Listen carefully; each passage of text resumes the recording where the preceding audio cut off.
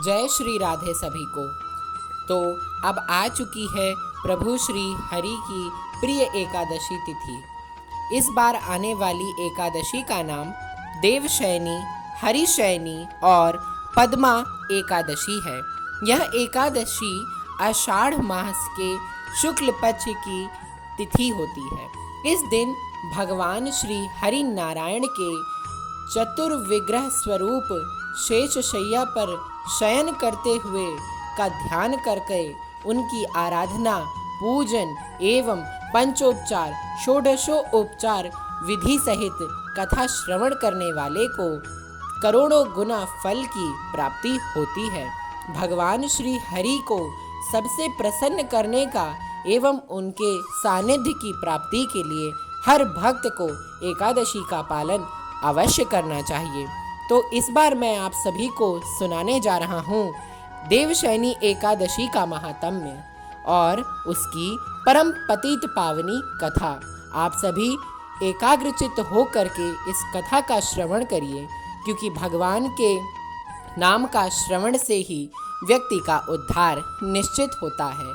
यह एकादशी सभी के कष्ट से उसको मुक्त करने वाली, सभी की चिंताओं को दूर करने वाली और व्यक्ति के आयु में वृद्धि कराने वाली है। तो आप सभी अपने दाहिने हाथ में तिल, तुलसी पत्र एवं मोर पंख हाथ में लेकर के भगवान श्री हरि का ध्यान करते हुए इस व्रत कथा का श्रवण करिए। तो सुनते हैं। देवशयनी एकादशी महात्म्य। भगवान कृष्ण बोले, हे धर्मात्माओं में श्रेष्ठ युधिष्ठिर, आषाढ़ मास की एकादशी का नाम देवशयनी है। ब्रह्मा जी ने नारद जी से कहा था कि आज के दिन भगवान विष्णु को शयन कराया जाता है और कार्तिक शुक्ल एकादशी तक उनको शयन स्वरूप में ही पूजा जाता है। चातुर्य मास का व्रत इस एकादशी से प्रारंभ होता है। जो मनुष्य ब्रह्मचर्य का पालन कर चातुर्य मास का पालन करते हैं वह विष्णु भगवान को प्रिय होते हैं और भगवान शंकर के भी प्रिय होने के साथ साथ शिवलोक में उनकी पूजा होती है। वह भगवान विष्णु को तो प्रिय होते भी हैं और साथ में 33 कोटि देवी देवताओं का भी कृपा उनके ऊपर प्राप्त होती है। चंद्रायणी कठिन व्रत में भी कहीं चातुर्य मास की व्रती को समाप्ति समय भगवान का ध्यान करें, ब्राह्मणों को भोजन दक्षिणा से प्रसन्न करें, चातुर्य मास के समापन पर गौओं का दान करें, नहीं हो तो गर्म वस्त्र का दान अवश्य करना चाहिए, क्योंकि उस समय तक ठंड का आरंभ हो चुका होता है। इसके बाद यह एकादशी भोग व मोक्ष दोनों प्रदान करती है। भगवान को गोपी चंदन बहुत प्रिय है, इसीलिए इसका दान देने से भगवान श्री हरि बहुत प्रसन्न होते हैं। हल्दी के दान से गौरी शंकर प्रसन्न होते हैं और दाम्पत्य जीवन सुखी रहता है। चांदी के पात्र को उसमें हल्दी भर के दान देने वाला भगवान वामन को प्रसन्न करता है। ब्राह्मण को दही और भात का भोग लगाने वाला व्यक्ति अपने हर कष्ट से मुक्ति पा जाता है। चातुर्य मास में जो एक बार भोजन करते हैं वह स्वर्ग को जाते हैं। इस व्रत में जौ तथा चावल इत्यादि को अभ्यक्त गतों को खिलाते हैं वह स्वर्ग को जाते हैं।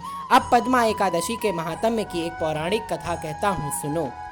सूर्यवंश में मांधाता राजा प्रसिद्ध सत्यवादी अयोध्यापुरी में राज करता था।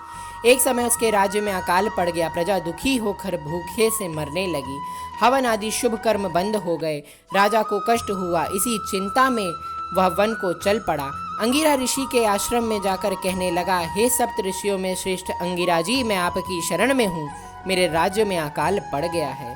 प्रजा कहती है कि राजा के पापों से प्रजा को दुख मिलता है, तो और मैंने अपने जीवन में किसी प्रकार का कोई पाप नहीं किया है। आप दिव्य दृष्टि से देख कर कहो कि अकाल पड़ने का क्या कारण हो सकता है। अंगिरा मुनि बोले, सतयुग में ब्राह्मणों को वेद पढ़ना और तपस्या करना धर्म होता है, परंतु आपके राज्य में आजकल एक शूद्र तपस्या कर रहा है। शूद्र को मारने से दोष दूर हो जाएगा, प्रजा सुखी होगी। मानधाता बोले, मैं उस निरपराध तपस्या करने वाले शूद्र को तो ना मारूंगा। अब आप इस कष्ट से छूटने का कोई दूसरा, वह सुगम उपाय मुझे बतलाइए। तब ऋषि राज ने बोला कि मैं तुम्हें सुगम उपाय कहता हूँ, सुनो। भोग तथा मोक्ष देने वाली देवशयनी एकादशी है। इसका विधि पूर्वक व्रत करो, उसके प्रभाव से चातुर्य मास तक वर्षा होती रहेगी। इस एकादशी का व्रत सिद्धियों को देने वाला है तथा उपद्रवों को शांत कराने वाला है। मुनि की शिक्षा से मानधाता जी ने प्रजा सहित इस पद्मा एकादशी का व्रत किया और उनके सारे कष्ट छूट गए। इसका महात्म्य पढ़ने या सुनने से अकाल मृत्यु का भय दूर हो जाता है। आज के दिन तुलसी का एक बीज पृथ्वी या गमले पर बोया जाए तो महान पुण्य होता है। तुलसी की छुई हुई पवन से भी तुलसी अति पतित पावनी होते हुए सबको पवित्र करने वाली हैं। जिसके गले में तुलसी की माला सुशोभित होती है उसका जीवन धन्य समझना चाहिए।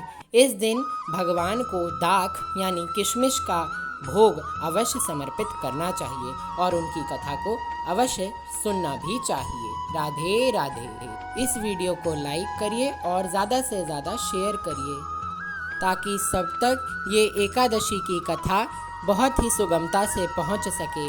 और आशा करता हूँ आपको मेरा ये प्रयास अच्छा लगा होगा। अच्छा लगे तो कमेंट्स में राधे राधे अवश्य लिखिएगा। मिलते हैं अगली एकादशी के व्रत कथा के साथ। राधे राधे।